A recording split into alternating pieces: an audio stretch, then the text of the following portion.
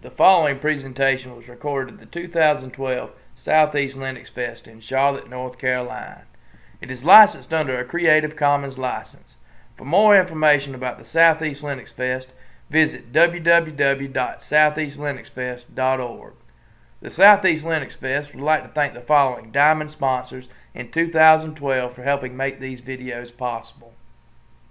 Started, and we'll hope that the wireless stays up long enough that we can play with the plugins.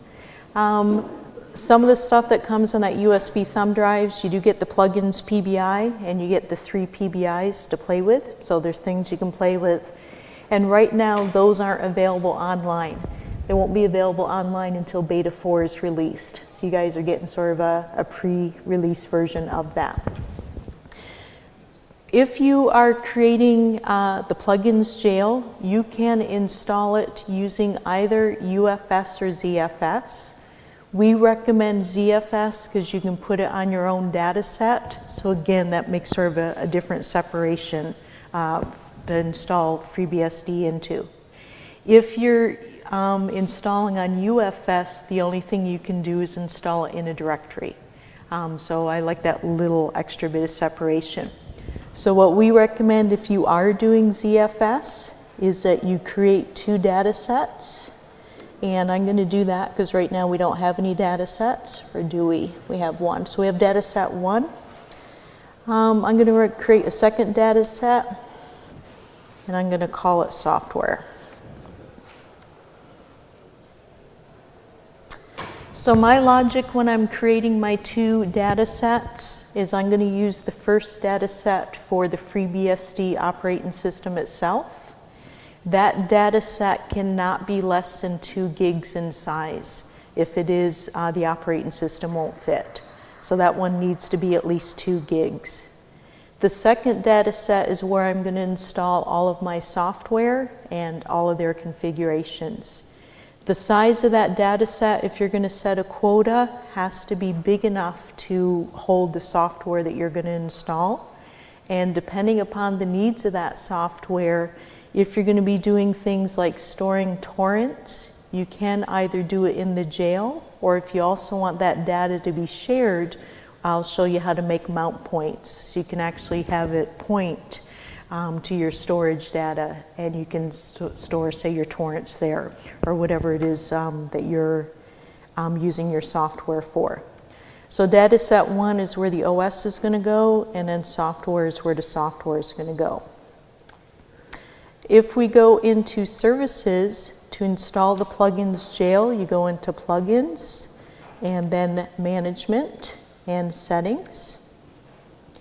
And to create the plugins jail, you obviously have to already have volumes. So I'm just going to temporarily place the plugins PBI on my main volume here. It's going to ask me, where do you want to install the plugins jail? So this is going to be that data set that I created for the FreeBSD operating system. And that was my first data set called data set 1. So I can just browse to that and close that button. I give my jail a name, so let's just call it jail. Whatever IP address you give your jail has to be reachable. So right now I'm on this network. Let's see if we can find an address nobody's using. 16.33. Does anybody using 201 that we know of?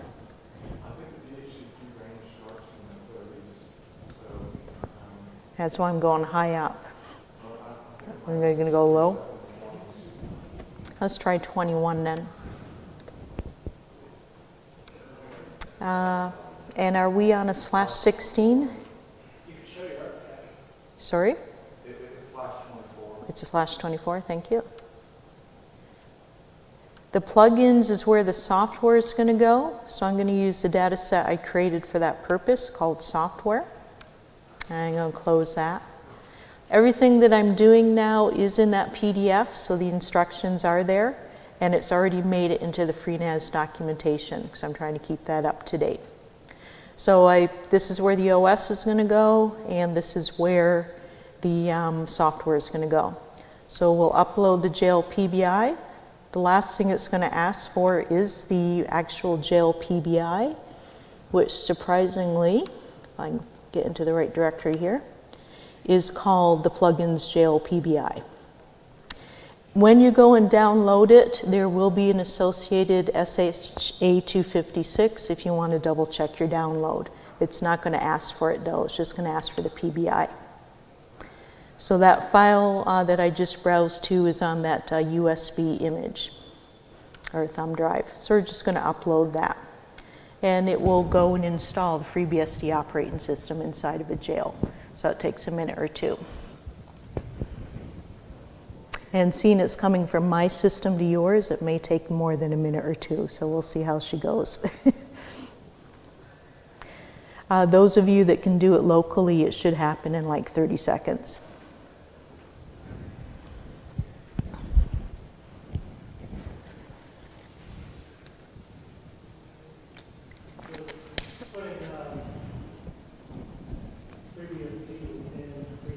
Correct.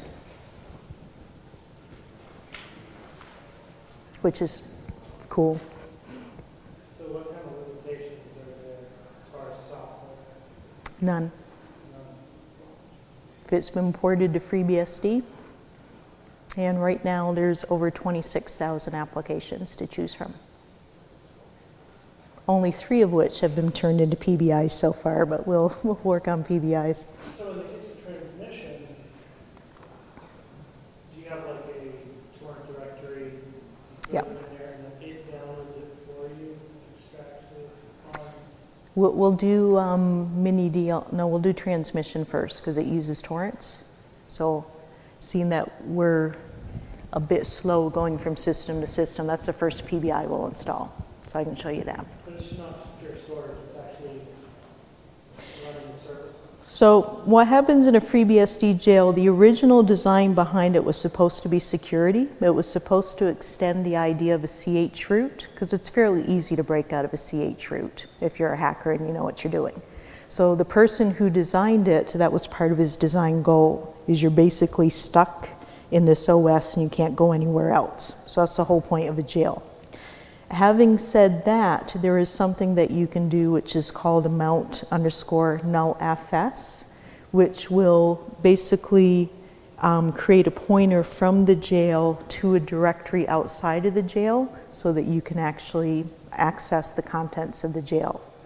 So typically, if you're not doing mount nullfs, whatever you install in the jail works, but only works inside the jail. It wouldn't work on your host operating system. But as soon as you create that mount nullfs, it becomes available to the operating system. Now in our case, it's not the operating system that's using it, it's giving you access to data on your storage disk.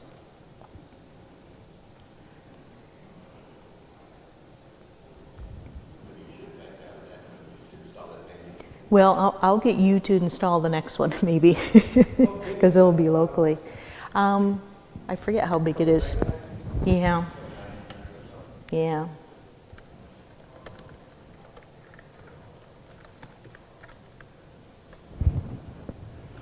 $81. It's 802.11b, 11 megabytes wireless. Yeah, if we'd been smart about this, I would have got him to do it locally, but I don't know if I want to interrupt it. Yeah, so what would happen if you just close your browser? A good question. Shall we try that, or? Because it would be quicker for him to do it locally. Now that you guys have seen what the screen looks like, you don't have to watch the bar go by. So let's try that.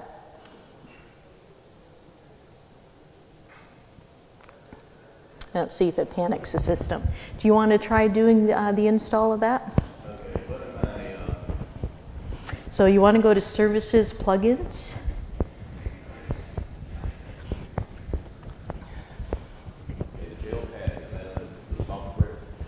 Yes.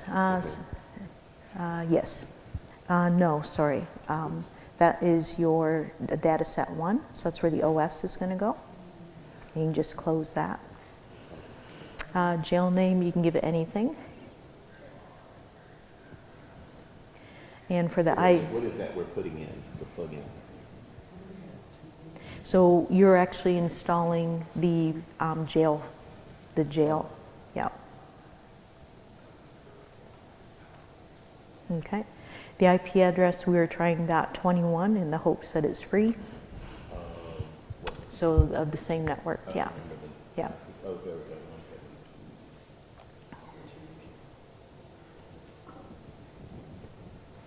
What? 21. Let's try 21. And the subnet mask was the 3.255 one. Yeah, /24.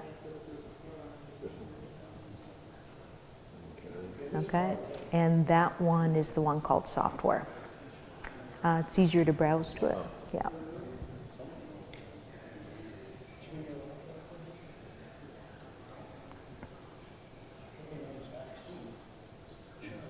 Okay.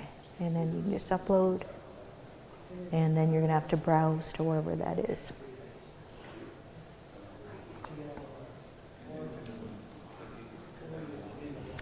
So you want this one, the one that ends in .pbi. Mm-hmm. Mm-hmm. Oh yeah, much quicker. Just a little bit. Yeah, that's right.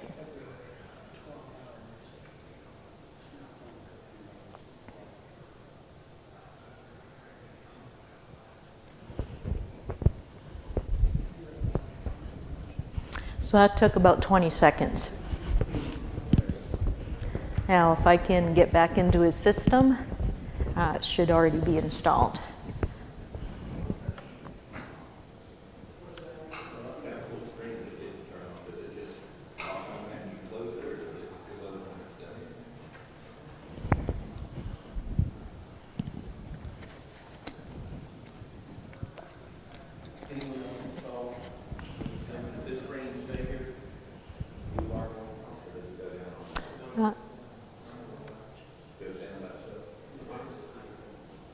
Yeah, it takes a minute for it to finish, and then it should disappear.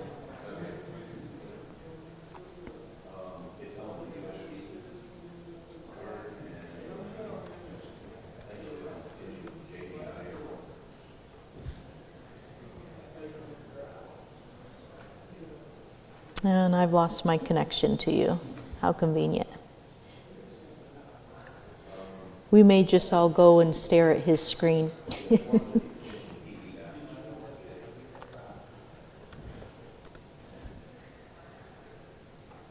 It's always the coolest part that you really want to show off that you build up to the end of the day, and that's when you lose your connectivity. So.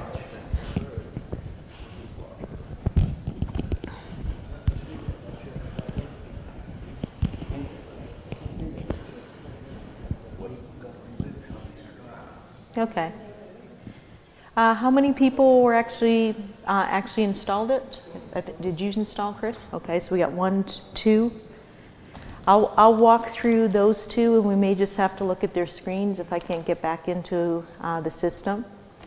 So once you have installed the plugin jail, if you now click on settings like you did to install it, it's just going to show you what your settings are. The jail itself you won't be able to access until you start the plugin jail service. So you go to Services, Control Services. Yeah, and if you scroll down in that first part where all your core services are, there will be a service called plugins, and you need to turn that on. So what you do is you click the red off, and it should turn to a blue on to indicate that the service is started. So the plugin will show up on the other tab? Correct. No. So the other tab will show you the software you installed. So the plugin is considered to be a core service. So it's under the core services. You said right now there's 3 that are included? Correct. What are those 3? Transmission, Firefly, Mini, DLNA. And what's the estimated release date on iTunes Music Sharing?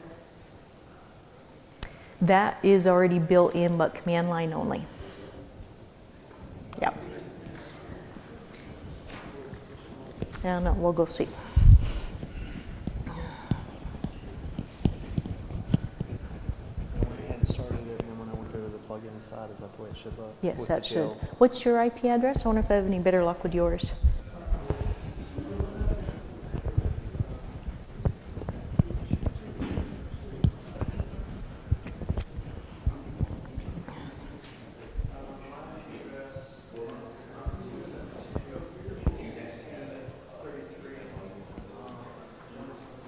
You're 169?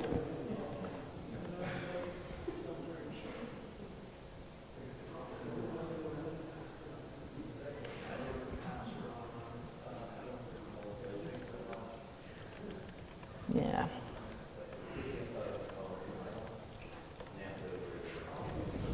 Okay, so I still have an IP.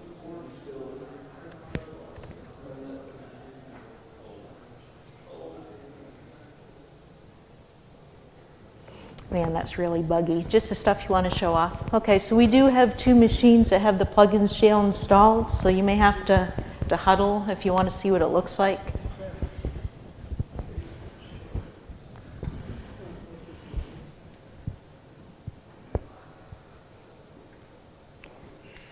This one's firefighter Okay. in the works. Once you've started the plugins jail service, you can now go into the plugins tab of services control services, and there will be an install plugin button.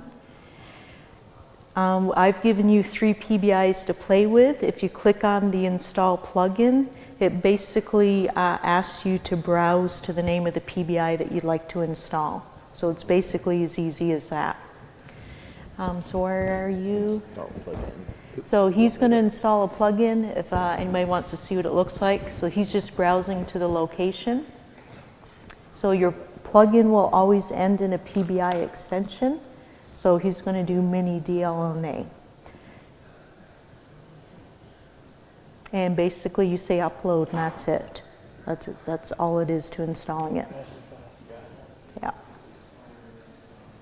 And it's faster over reliable network. Yes, much. Once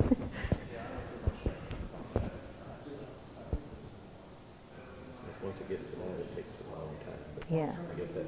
because it's still going through your wireless interface to get there, even though it's on the local host. I've known that, I'd have brought a router in. Okay. Video into this. Yeah, you want to do that? Up there. Sure. It's on the screen.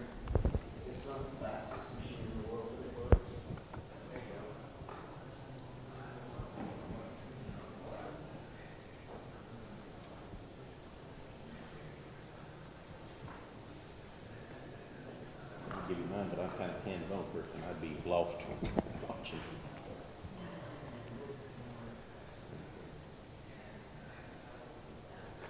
Successfully installed. Okay, just click the on button. Don't do that yet. Okay. So one of the things I do want to show you, if you scroll down a bit back to where you are in the plugins, you'll notice they also, if you go to, where are we here? Actually, I would refresh, because they should Where's show up. refresh? They should show up under This? plugins. That should do it. So let's go back down where it says plugins. Somebody's mouse is competing with mine, I think. There we go. Where to? Yeah, I wonder why it's not being added there. It should be added there. Okay. Yeah, I find it's really flaky. It takes a minute to search. There you go. Okay. Okay. So if you want to install another plugin, for those that haven't seen a plugin install yet, so he's in Services, he's left the Core tab, and he's in the Plugins tab. He's already installed Transmission, so it was automatically added, and now he's going to install a different one. Mouse is jumping around. So it's just a simple matter of browsing to it and saying uploading, and it will show your upload status while it's doing that. Okay, what happened to all those plugins I just? They're still there. So you just have to go back to Services, Control Services. Oh, okay. Yeah. And it will always show in the Plugins tab. Okay, now. So we'll just wait until that one gets installed up. So this current plug-in is on, and what I do? So your plugin service has started? I think so. You can go to Services, Control Services. And under Core, Plugins Good is showing us that. And now if you click on Plugins, the Plugins tab. Oh, plugins there. Yeah, that's where you install them. That's where it was. Yeah. May have to refresh that. So typically this is instantaneous when you don't have networking issues.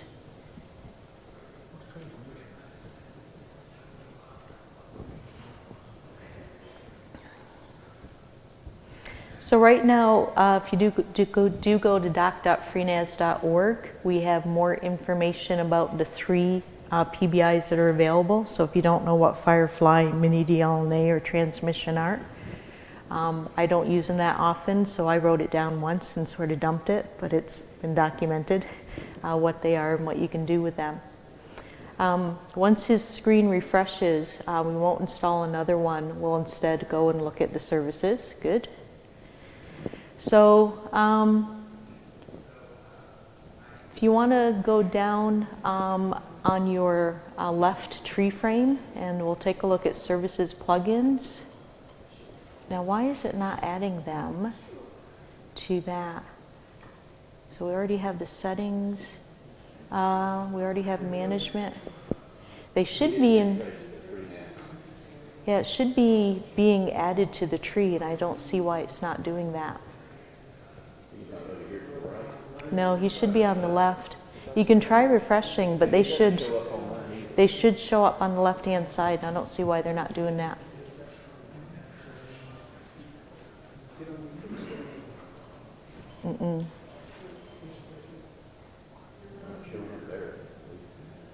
Because that's where you actually go in and configure them. I may not be able to show you the pretty GUI. Yeah.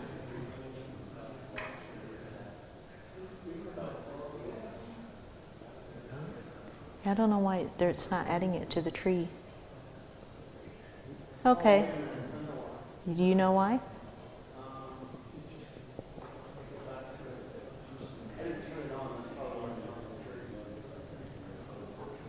No, if it wasn't on, you wouldn't be able to install a plugin.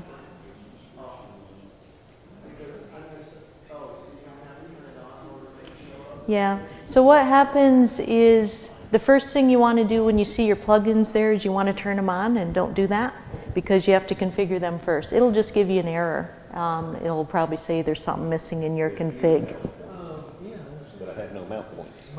Yeah. Does that relate to the plugin? So what we tell people is don't start the service until you've configured it, but the problem is it's not putting it in the configuration menu, and I don't know why. I wonder if it's hanging at the end of the install because the internet is so slow. So right where he is now, right under management, there should be an entry called transmission, and there should be an entry called mini DLNA. And if you click on that, you get the nice GUI configuration screen. And seeing that was the one thing I wanted you guys to get out of the course today, because that was really cool. Nobody's seen it yet. That's the one thing it's not showing up. But now I've already tested this at home with Reliable Network, and it showed up in the tree. So I think it's just an issue with the network. I'm not sure what's happening there. So it's sort of disappointing. So what should happen is you should have an entry called mini DLNA being added to the plugins part of the tree. It should be right there. You should be able to click on it, and it allows you to set up, say, your torrents, where the directory is, where the torrents are going to live, any sort of authentication, all the stuff that you can do with mini DLNA. And it should just look like any configuration screen with the options that are specific to that application. No, because that's just your services. So it's unfortunate it's not doing that. So on the normal FS mounts, normally you have to set those up, or do you do that automatically? It doesn't.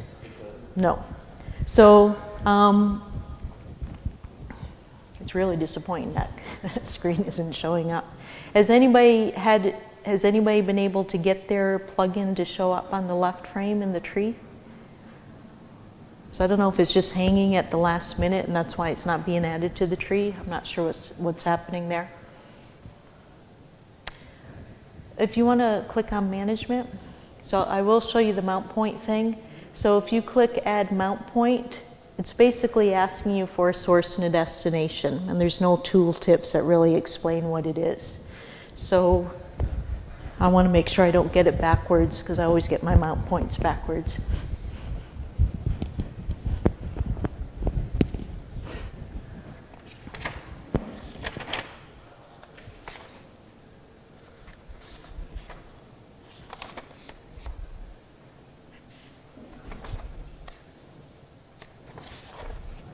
And I'll actually show you, do you have a PDF reader on that thing? Do you mind opening up that PDF? And I'll show you what it's supposed to look like. And then we'll take a look at the mount points. Page 51 at the bottom. And seeing I took the screenshot off of these PBIs, I know it works. So it's just a problem with our network here.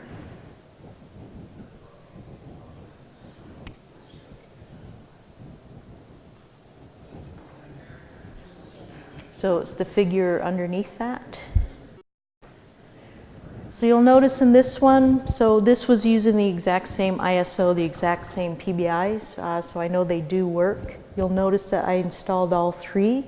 Like you're seeing, they're added to the control services right plane, and on the left plane, sorry, the left tree, that's what you double click on to configure that service. We do have a screenshot though on page 52 of the Firefly configuration GUI. So we just double clicked on Firefly and it looks like any other FreeNAS GUI. So all of the options that are available in Firefly you can set from there and you can take a look at them. Once you've set those, you then go in and start your Firefly service, and if it likes your configuration, you've now configured Firefly. The other thing that I want to show you is going back to those mount points.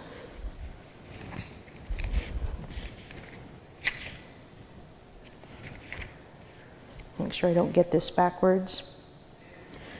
So the source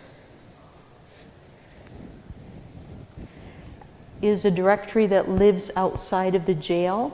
So for example, if you need, if you already have movies that you want to share via torrent, you can go to the data set or the directory where they reside, and that will be the source. So you can just pick a data set, that's fine. If you double click and then close, it will pick the data set.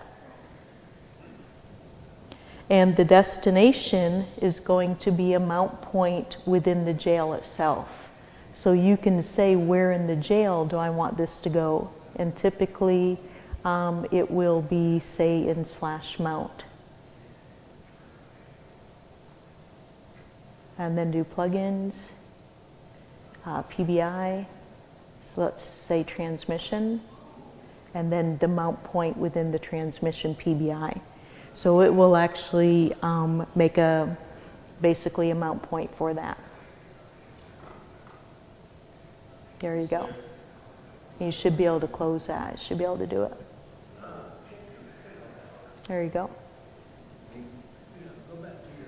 So whenever that application needs access to torrents, it will get it through that mount point.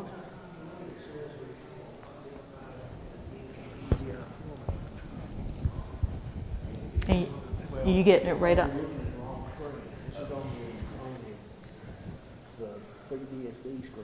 Yeah, so it looks like it's not uploading the whole thing. Yeah. So it's not uploading the whole PBI, that's why. So that's why we're not getting in the left frame. Once you get home and you have reliable internet access, it should just work. The FreeBSD screen. Yeah, I don't know the 3D deal. The startup screen. Okay, this one? had something, but I've rebooted. Oh, you rebooted since you did. Here, keep that screen up somewhere and try loading that plug in and see if you get it. Okay. So unfortunately, that wasn't as exciting as I wanted it to be, but you guys will have to use your imagination until you get home. Last thing I want to show you to do, how to do, so that's going to be the recommended way for installing PBIs, and there's several reasons for that. One, it's quick and dirty, it just works. Two, it's added to your services panel, so you can view the status of the service, start and stop it. And it's also very easy to configure through the GUI. The one thing that I can't show you today because we don't have an update file is you can also update PBIs as new versions become available. So if you go back to your services, control services, and into your plugins tab, you'll notice next to each PBI there is an update button, and it will simply ask you to choose the file for the update, the new version of the PBI. And once we have updates available, it will keep all of your configurations. It will just update your software. So it's recommended for that. Because the plugin architecture is so new, for the first 6 months to a year, there's going to be a limited number of PBIs. So we are documenting how to create PBIs so users can make their own PBIs. And hopefully users will make them and contribute them. And we'll be making PBIs as well for the most popular software we get asked for. Until then, if you need software, you can still install it using one of the traditional FreeBSD ways, because you really do have a jail. And the only way to access the FreeNAS jail is through web shell. So usually those who've used FreeBSD jails before, you're probably used to SSHing to the IP address of the jail. That will not work on FreeNAS. So the way the jails are set up is they're not available through SSH. The only way to access the jail is from web shell. So if I can get you to open up web shell, yep.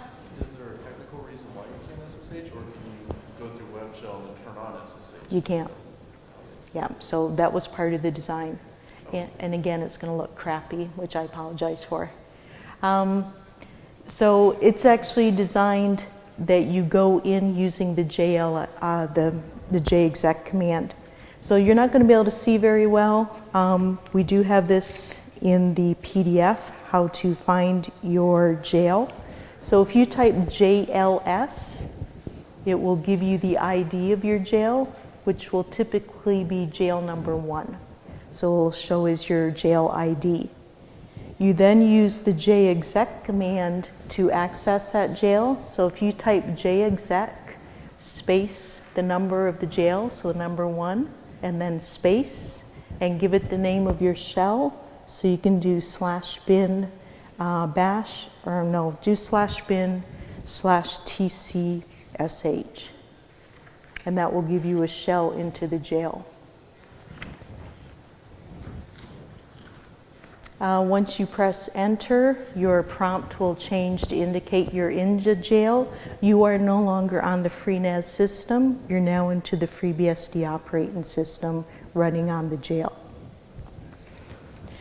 There's 2 ways to install software, and I think we'll do this one from the PDF because it's really hard to see through that. So we'll start on page 55.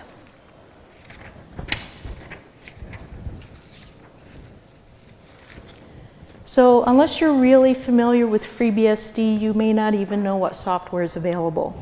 And what I recommend people go to is a place called Freshports, and it's at freshports.org. And I'm typically on that site at least a dozen times a day, and there's actually a Firefox search plugin for Freshports, and the URL to that's in the PDF. So if you use Firefox and you search for software a lot, you can just search in your search bar. One of the reasons why I like fresh ports is I want to see if software exists. So if you're looking for something in particular, you can just type it into the search bar and it will tell you if it's been ported to FreeBSD. Typically it will be, because there's over 26,000 applications. So most open source applications will run on FreeBSD and will show up at fresh ports. Yes?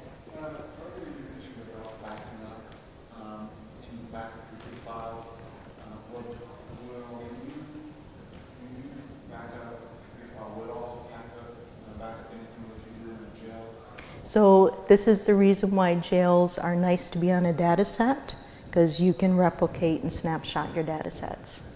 Yeah. Correct.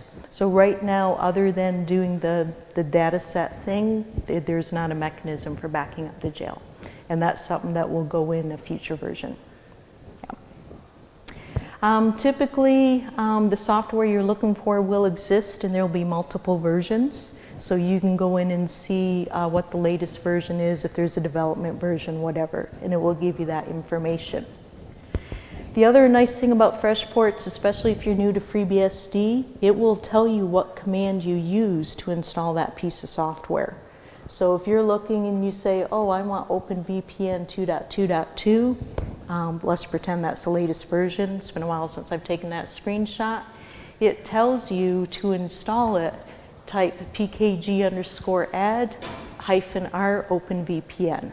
So it tells you the command that you use. When you use the pkg_add command, you are installing a precompiled binary. So it's going to be a very quick install. Unless it's a huge piece of software like KDE or something, or OpenOffice, it typically takes a couple of seconds to install it, and then it will just be there. So it's very quick. If you're not used to software on FreeBSD, package-add knows where to go, so you don't have to set up your repositories. And package-add also knows what's installed on your system, and if any dependencies are missing, it will automatically install them for you. So you'll see in this example, there is a dependency called LZ02, which didn't exist on the system, so it grabbed that as well. Once you have performed the installation, you just get your prompt back, so that's a good thing. It means it worked. And you can verify that it's installed by using the pkg_info command. So I gave an example for that, and it shows what got installed. If we go on to the next page, typically it's always nice to know what you actually installed. And we can again query the package database using pkg_info. And if you do a -big L that says list what got installed, I always use X because I'm too lazy to type the full name of the software plus the version number. So it basically does a string. So it says show me everything that got installed with anything that looks like OpenVPN. And it will show you the whole list of what got installed. You can pipe that to grep, so if you just want to see the binaries, you can grep bin. If you just want to see the man pages, grep man. Config files, you can grep etc, but it'll give you an idea of what got installed. In FreeBSD, anything that you install yourself will always get installed to USR local. So that's how the OS is set up. It separates what came with the OS from what you installed yourself. So if you install something, look for it in USR local. You'll find your bins in USR local bin. System binaries will be USR local S bin, config files USR local etc, and so on. Okay, I'll go down the next page. So typically installing software is as easy as that. Go to FreshPorts, see if it exists. FreshPorts will tell you the package add command, install it, and you're good to go. The one thing about installing, not using the plugins PBIs, is that you are going to have to manually configure it. So you're going to have to figure out what's the config file, what do I edit into it. You're going to have to start the service yourself because it's not going to show up in the GUI. Okay. At the end of this, I'll show you how to start the service. Sometimes you don't want to use PKG add. You actually want to use the ports. You want to compile it yourself. And typically you don't want to do this. Compiling a port takes time, and depending upon the size of the software, it can take a lot of time. And you're basically watching make messages go by while the port installs itself and it compiles. And depending on how big the compile is, it might even put a bit of a load on your system, whereas package add is quick and dirty. There are times, though, that you need to or want to compile the port. And a couple of reasons that you would want to do that is some ports have options that you can compile in. You can find out what the options are from fresh ports. It'll tell you if that port has any options. And what fresh port tells you is on by default is what comes with the package. So if you're, for example, installing Apache and you need certain things to be compiled in, if it's showing as off at fresh ports, it means the package isn't going to do it for you. If you actually want those options, you're going to have to compile the port yourself. Because packages always use what shows at fresh ports, the default options. And that's typically the reason why we would take the time to compile a port. But the only other time is sometimes a package is not available, even though a port is. And usually when that happens, it's for a licensing reason. We're not allowed to distribute, you have to compile it yourself. And occasionally it's because of a security vulnerability. We don't want to expose users to that, but if you want to compile it and run it, go for it. So you usually want to see what the reason is. And fresh ports will tell you that. It'll have a skull and a crossbones if there's a security vulnerability, and it will have a restricted R if it's restricted for licensing reasons. So you can get a lot of information from fresh ports. What I tell people is if a package is available and there isn't any options that are missing, just use a package. Otherwise, you're wasting load on your system compiling the port. In this example, we're continuing with OpenVPN, and fresh ports told us that there are 2 options available, both of which are turned off, so don't come in the package. So if either of those 2 things were important to me, I would instead want to compile the port. Before you can compile a port, you have to grab something called the ports collection, and the quickest way to do that is to use port snap. So I give the command that you use to fetch it and extract it into your jail. And it does take a while because it's about 600 megs. So the ports collection is pretty big. If you already have the ports collection and it's been more than a couple of days and you want to compile something else, it doesn't hurt to update your ports collection to make sure you have the latest ports. The command that you use to compile, fresh ports will tell you what it is. So it will tell you what directory to CD into. And that will be the directory that contains the make file to make that port. And then you just issue the make install command, and it will make it for you. If the port has options, you're going to get a little menu, and you'll notice, you can sort of tell it's the same 2 options that fresh ports warned us came with that. So this is where you go in and you change the options and you continue with the compile. Okay? Depending upon the size, it will take its time compiling, and when it's done, it will still show up in PKG info. So the package database doesn't care how you installed it. It will still let you know if it's installed and what came with it. Last thing I want to say on this subject is how do I actually start a service if I installed it with packages and ports. So your config file is typically going to live in USR local etc.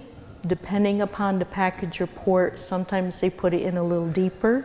So it may be something like USR local OpenVPN etc. but it'll always be under USR local. You're going to have to go in and figure out how to do the config file yourself. So at that point, you may be reading the man pages that came with the software, or going to the website for the application itself to figure out how do I configure OpenVPN. Once you think your config file is good and you want to test to see if the service starts, you're going to use the startup script that came with the software. You will always find these in USR local etc rc.d. And whatever startup script will typically have a name that matches the application you installed. Now, FreeBSD is designed that unless you've told it to start a service at boot time, it won't start the service unless you tell it, I just want to do it this one time because I'm testing my configuration. So typically when you start a service, you give the name of the script and you say start. When you're testing your config, you say one start. This is a one time. If all goes well, you get a message that says it started it rather than an error. And you can double check it using the one status command, and it will tell you if it's listening or not. You can also use the sockstat command. I used -4 to check the IP version 4 socket, and it says, yep, I have a process ID, and it tells me what port it's listening on.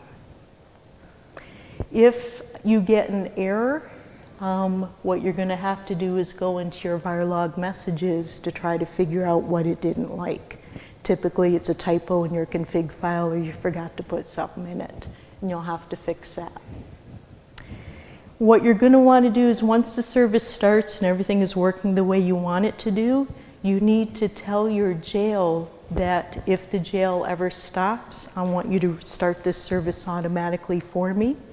How you do that on a FreeBSD system is we have a config file called etc rc.conf, and you put a line in there telling it to start your service. And if you just want to scroll up a little bit, so where it says OpenVPN enable, typically the line will be the name of the application _enable equals yes in caps. Some software, the name will be a little different. So for example, for Apache, it might be something like Apache 2.2 to specify the version of Apache. If you're not sure what the name of the service is, if you read its startup script, it will always tell you what to put in rc.conf. Okay, and if you scroll down a bit, it should tell us what we do. So it says to put in, where to go? Might be up a bit. Yeah, so this one's not as friendly. It says name enable, which means you have to read up to see what the name is, and it says the name is OpenVPN. But the reason why they did it that way is because you can have multiple instances and start each instance. Okay, so that's how you do it in the jail until there's a PBI available. So that was a lot of information. It's more detailed in the PDF, and also at doc.freenas.org there's more documentation still. So if you need more help on FreeBSD ports or packages. Yeah, that's actually the last screen that I wanted to show. So again, this is in your PDF, where to go for more information. What we've done with FreeNAS starting in 8 is every single version has its own guide that goes with it. FreeNAS 8 is new, which means everything has changed between versions. So for whatever version that you're running, make sure that you download the correct documentation set, or else the screens are not going to look like what you're seeing. So things have really changed between versions. The documentation is created on a wiki, so anyone is welcome to create a wiki account and to improve the documentation. What is on the wiki now is what will be for the next version. So once we release the software version, we cut the documentation and we publish it and make it available for download. Any changes after that go into the next version of the documentation. So we try to keep it as up to date as possible. There's a very active forums, and there's all kinds of stuff there where you can ask more community-related stuff. So if you are purchasing hardware and you want someone to look at to know what you're thinking of doing and to make comments on it, there's a lot of posts like that. There's not as many as I'd like, but there's getting to be more how-tos. And I know that once people start playing with plugins, there'll be all kinds of how-tos for every piece of software you could think of putting on your FreeNAS system, so how to do that. And we encourage people to create those how-tos. So if you figured out something really cool to do with your FreeNAS system, make a how-to so other people can try it too and see what cool stuff you can do. We do have mailing lists. There's development mailing lists. There's translation mailing lists, documentation, so there's quite a few. There are instructional videos, and there's links to them. There's some at YouTube, and there's also been a, what's the name of those people? They're two something. They do a lot of Linux shows, and they've done a series on FreeNAS, so there's links for that as well. And if you want your question answered quickly, the best thing to do is to hop on IRC and ask it. And it's not so bad for people who live in North America. But we always have to remind people that there may be a lot of people on channel, but it may be 3 o'clock in the morning when you ask your question. So don't just pop in, ask your question, get mad, disappear within 5 minutes. If you ask the question, it will get answered. It may be 5 hours later when someone wakes up and looks at the history, but someone will answer your question. Okay? How are we doing for time? That's good for time because we want to give Chris a chance to set up and make sure his computer works for the projector and that. So those of you that don't have a copy of the course materials, you'll want to grab a USB drive, thumb drive, and if we're short on those of you that have laptops, if you can copy it over so we can make sure everybody has a copy of the PBIs, the ISO, and the course documents. So you can play with the stuff on your own. The stuff that we use today is the latest and greatest, which hopefully will be obsolete next week when Beta 4 comes out. But until then, this is a good one to play with. Okay, so thanks everyone.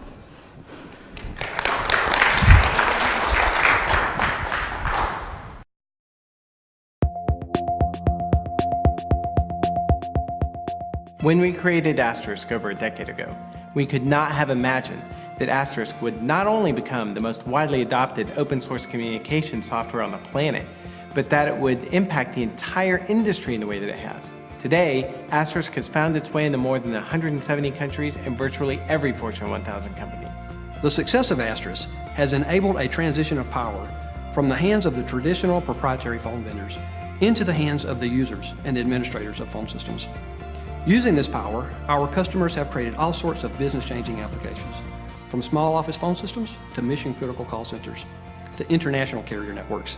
In fact, there's even an entire country whose communications infrastructure runs on Asterisk.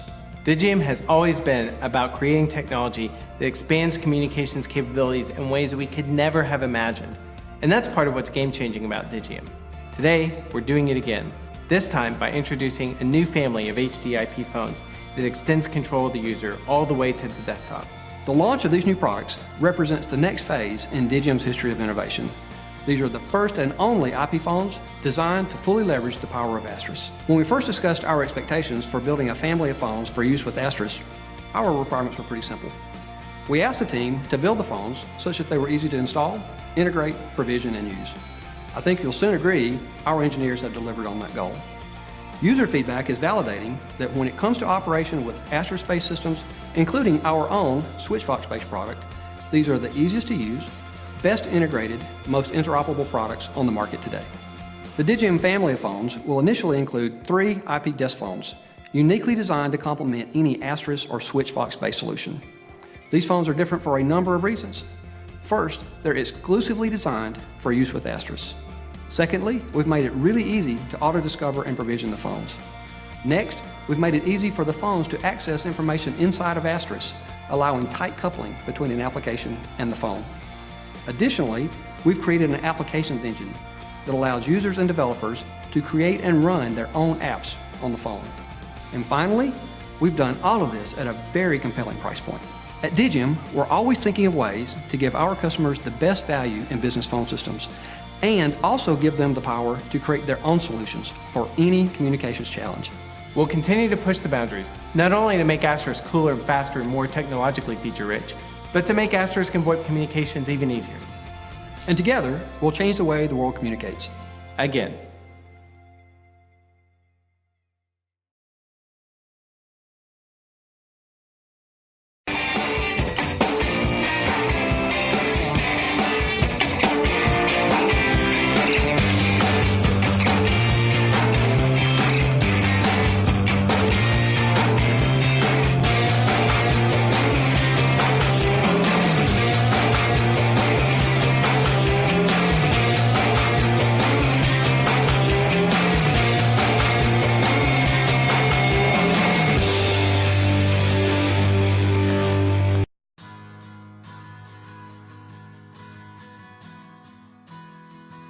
Cloud stacks are everywhere.